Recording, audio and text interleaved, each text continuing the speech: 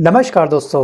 वो साल आपको बखूबी याद होगा जब महिला पहलवान सड़कों पर जंतर मंतर पर विरोध प्रदर्शन कर रही थी। जी हाँ, विनेश फोगाट, साक्षी मलिक, बजरंग पूनिया और इनके साथ अन्य बहुत सारे पहलवान थे जिन्होंने मिल करके विरोध प्रदर्शन किया एक पर्सनैलिटी के खिलाफ। जी हाँ, किस पर्सनैलिटी के खिलाफ आपको बखूबी याद होगा कि रेसलिंग फेडरेशन ऑफ इंडिया के पूर्व अध्यक्ष ब्रजभूषण शरण सिंह के खिलाफ, जो बीजेपी के सांसद थे। दोस्तों, आखिरकार उन लोगों के साथ किस तरीके से यौन उत्पीड़न किया गया था, इस बात को लेकर के जब पहलवानों ने विरोध प्रदर्शन किया तो किस तरीके से, किस स्मार्ट तरीके से दिल्ली पुलिस के द्वारा, हम कह सकते हैं केंद्र सरकार के द्वारा, या फिर हम कह सकते हैं कि ब्रजभूषण के सपोर्ट में उतरी केंद्र सरकार के द्वारा इस प्रदर्शन को बुरी तरीके से कुचला गया, नस्ते नाबूद किया गया। वो दिन आपको दोस्तों बखूबी याद होगा कि जब विनेश फोगाट को, जी हाँ, इन तरह के बहुत सारे पहलवानों को घसीटा गया था सड़क के ऊपर। वो पल शरा बखूबी शायद ना भूल पाएँ। और ये दोस्तों एक बहुत बड़ा तमाचा था हमारे प्रशासन के ऊपर, लेकिन प्रशासन का अभी भी रवैया बिल्कुल सेम है, बिल्कुल भी टस से मस नहीं हुआ। आपको याद होगा कि ब्रजभूषण ने उस समय एक काफ़ी बेशर्मी वाला बयान दिया था। दोस्तों, इनका कहना ये था कि मेरा दबदबा है, दबदबा था और दबदबा रहेगा। और आज उसी दबदबे को एक बार फिर से उन्होंने बताने का कोशिश किया है, मतलब बताने की कोशिश की है। किसने? ब्रजभूषण सिंह ने। एक दिन बाद जब विनेश फोगाट और बजरंग पूनिया दोनों कांग्रेस में शामिल हो चुके हैं, विनेश फोगाट को जुलाना से टिकट मिल चुका है और अब वो चुनाव लड़ेंगी, ये फाइनल हो चुका है। और चुनाव लड़ने के बाद उन्होंने यही कहा कि विनेश फोगाट ने कि हमारी लड़ाई जारी रहेगी, मतलब कि जो पहलवानों की जो जंग थी वो अभी भी जारी रहेगी। भले ये विधायक बन जाएं वो अलग बात है, बिल्कुल बनेंगी, मुझे पूरी उम्मीद है, लेकिन ये अपने मेन मोटो को, मेन उद्देश्य को, जी हाँ, प्रशासन के अंदर जो करप्शन है उसको लेकर के ये पक्का आवाज़ उठाएंगी। सो गाइस, जब से इनको टिकट मिला है राजनीति में एक बहुत बड़ी खलबल सी हमको देखने को मिल रही है। मैदान में उतरने से बीजेपी काफ़ी विचलित है और बीजेपी से ज़्यादा अगर कोई विचलित व्यक्ति नज़र हमको सामने आ रहा है तो वह है ब्रजभूषण सिंह। उन्होंने एक भी मौका नहीं गंवाया कि इनके ऊपर नेगेटिव या फिर नकारात्मक बयानबाजी ना कर सकें। जब भी इनको मौका मिलता है, किसी भी मंच में अगर ये पहुँचते हैं तो उस मौके को ये गंवाना बिल्कुल भी पसंद नहीं करते। अभी हाल ही में दोस्तों कुछ समय पहले एक आयोजन किया गया, एक निजी विद्यालय में आयोजित स्मार्टफोन और टैबलेट वितरण कार्यक्रम में पहुंचे थे और मंच से लोगों को एमएलसी अवधेश सिंह संबोधित कर रहे थे।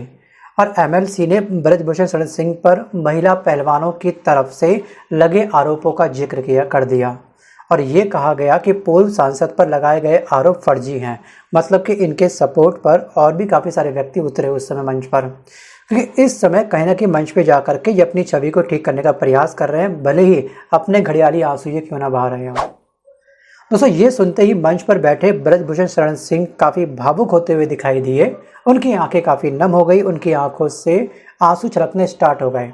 उनकी दोनों आंखें आंसुओं से भर चुकी थी। गमछे से आंसुओं को पोंछने की कई बार कोशिश करते हुए वे वीडियो में दिखाई दे रहे थे।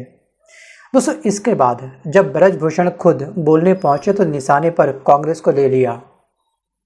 महिला पहलवान विनेश फोगाट के कांग्रेस नेताओं से मुलाकात और चुनाव लड़ने की चर्चा का जिक्र करते हुए इन्होंने ये कहा कि मैं पहले ही कहता था कि मेरे खिलाफ कांग्रेस वालों की साजिश हो रही है कुछ ना कुछ, और ये साजिश रच रहे हैं कांग्रेस के प्रमुख नेता, मतलब कहीं ना कहीं राहुल गांधी की तरफ यह कटाक्ष कर दिया। और ब्रजभूषण ने हरियाणा के कांग्रेस नेता दीपेंद्र सिंह हुड्डा और भूपेंद्र हुड्डा का नाम लेते हुए ये कहा कि इन लोगों ने ही मेरे खिलाफ साजिश रची थी। दोस्तों, आपको क्या लगता है? आपको पता है इस प्रदर्शन के बाद में लोगों का विश्वास रेसलिंग से उठ चुका था। हरियाणा में दोस्तों एक बहुत बड़ी लहर है रेसलिंग को लेकर के, तो हरियाणा की फैमिली वालों ने अपने बच्चों को रेसलिंग से खींचना अच्छा समझा कि भई तू रेसलिंग मत कर, कुछ और काम कर ले, हम तुम्हें रेसलिंग में भेजेंगे नहीं। कहीं ना कहीं रेसलिंग का जो आंकड़ा था खिलाड़ियों के बनने का, वो आंकड़ा बिल्कुल नीचे गिरता जा रहा था इस घटना के बाद। और इनका कॉन्फिडेंस अलग था, कुछ और ही कॉन्फिडेंस था इनका। सारे सबूत होने के बाद, सारे एविडेंस होने के बाद केंद्र सरकार इनको टस से मस नहीं कर सकी। बस ये हुआ कि इनको टिकट ना दे करके इनके बेटे को टिकट दे दिया गया। मतलब परिवार के किसी मेंबर को ही चलिए आप राजनीति में उतार दो, घर का पैसा घर में, यही कह सकते हैं हम लोग।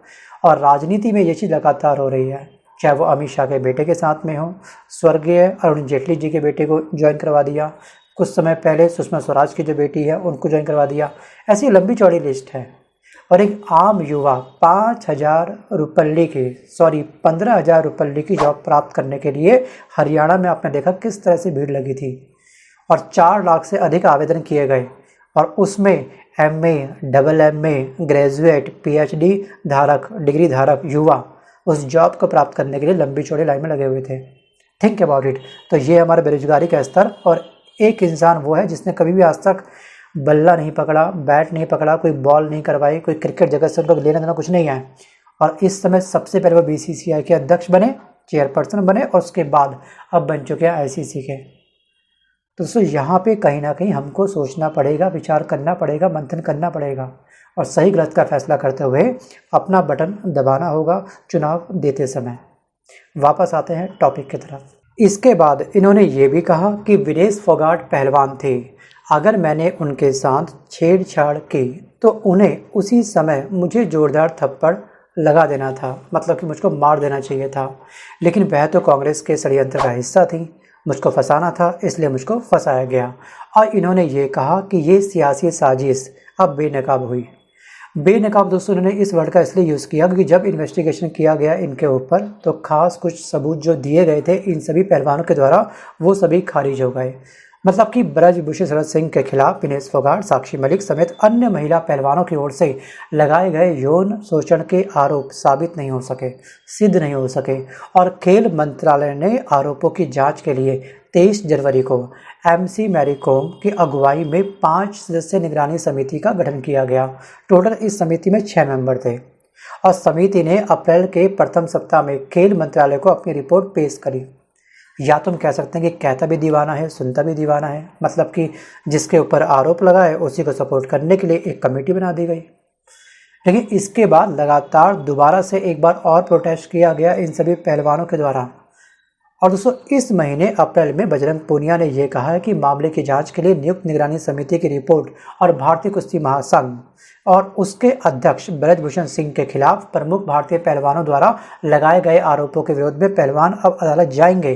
अदालत ये गए भी और एक पिटीशन दायर की गई है। और दोस्तों पहला जो प्रोटेस्ट हुआ था ना, उस समय मैं कह रहा हूँ उस समय बहुत ही बारिश का मौसम था, और ये सभी जो इस समय प्रदर्शन कर रहे थे वो कर रहे थे फुटपाथ के ऊपर बैठ करके। सोचिए वहीं पर तिरपाल डाल करके ये सो रहे थे, और ये अगर अपने सोने के लिए अगर ये फोल्डिंग लेके आए थे, ठीक है, जिसको तख्त होता है बड़ा सा, वो लेके आए थे, लेकिन उनको वो भी ले जाने की यहाँ पे परमिशन नहीं दी गई, उसको रोका गया। सोचिए ओलंपिक खेलने वाले खिलाड़ियों को फुटपाथ पे सोने के लिए भी केंद्र सरकार रोक रही थी, क्या वहाँ पे ढंग से सोओगे भी नहीं। और जिस समय नई संसद भवन का उद्घाटन हो रहा था उस समय इस प्रोटेस्ट को बहुत बुरी तरीके से कुचला गया। और ध्यान रखिएगा कि जंतर मंतर जिस स्थान पे ये प्रोटेस्ट हो रहा था वहाँ से मात्र 3.4 किलोमीटर का डिस्टेंस है PMO ऑफिस का।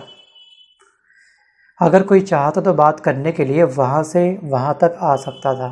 3.4 किलोमीटर मतलब 3.5 किलोमीटर से कम का डिस्टेंस है, लेकिन केंद्र सरकार ने उस समय पूरी तरीके से चुप्पी साध रखी थी। सभी पार्टी के लोग इनसे मिलने आए, बड़े बड़े खिलाड़ी इनसे मिलने आए, लेकिन यहाँ पर केंद्र सरकार से कोई भी व्यक्ति इनसे ना तो मिलने गया, ना इनकी आवाज़ को सुनने गया, क्या इनकी मांग है, ना उसको समझने गया।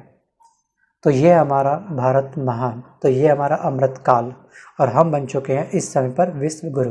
आपको याद होगा ब्रजभूषण शरण सिंह ने पहले भी इनको लेकर के एक टिप्पणी की थी कि ये विनेश फोगाट है या इनके साथ देने वाले जितने भी पहलवान हैं वो बुझे हुए बम हैं, मतलब कि दोबारा अब क्या ही जलेंगे। लेकिन विनेश फोगाट ने बाउंस बैक किया और ओलंपिक में अपनी जगह बनाई। ये गोल्ड भी लेकर के आती भारत के लिए। वो तो ये हुआ कि इनका थोड़ा सा वजन 100 ग्राम वजन अधिक होने की वजह से इनको डिस्क्वालीफाई कर दिया। वहाँ तक पहुँचना अपने में एक बहुत बड़ा अचीवमेंट है। और यहाँ पर ब्रजभूषण शरण सिंह ने यह दावा किया कि फोगाट पदक इसलिए नहीं जीत सकी क्योंकि भगवान ने उन्हें दंडित किया है। और इसके अलावा पूर्व भारतीय कुश्ती महासंघ के अध्यक्ष मतलब कि यही पर्सनैलिटी ब्रजभूषण, इन्होंने ये बोला कि मैं विनेश फोगाट से पूछना चाहता हूं कि क्या कोई खिलाड़ी एक दिन में 2 भार श्रेणियों में ट्रायल दे सकता है? क्या वजन के बाद ट्रायल को 5 घंटे के लिए रोका जा सकता है? आप कुश्ती नहीं जीती, आप धोखाधड़ी करके वहां पर गई और भगवान ने आपको इसके लिए दंडित किया। और इनकी दोस्तों जो टिप्पणी आई है ना, इनकी टिप्पणी कांग्रेस द्वारा फोगाट को हरियाणा विधानसभा चुनाव के लिए जुलाना से उम्मीदवार बनाए जाने के एक दिन बाद आई है, मतलब कल आई है। भाजपा नेता ने यह भी आरोप लगाया कि बजरंग पूनिया ने ट्रायल पूरा किए बिना एशियाई खेलों में भाग लिया। दोस्तों अब ना चुनाव आ चुके हैं, दोषारोपण का फेस्टिवल है, ये लोग आपस में कहीं ना कहीं एक दूसरे के ऊपर दोषारोपण करेंगे, बट आपको जो अपना वोट देना है वो बड़े सोच समझ करके देना है, ठीक है? इस बात को आप लोग ध्यान रखिएगा। आज के इस वीडियो में बस कर इतना ही, मिलता हूँ जल्द एक नए वीडियो के साथ, तब तक के लिए धन्यवाद।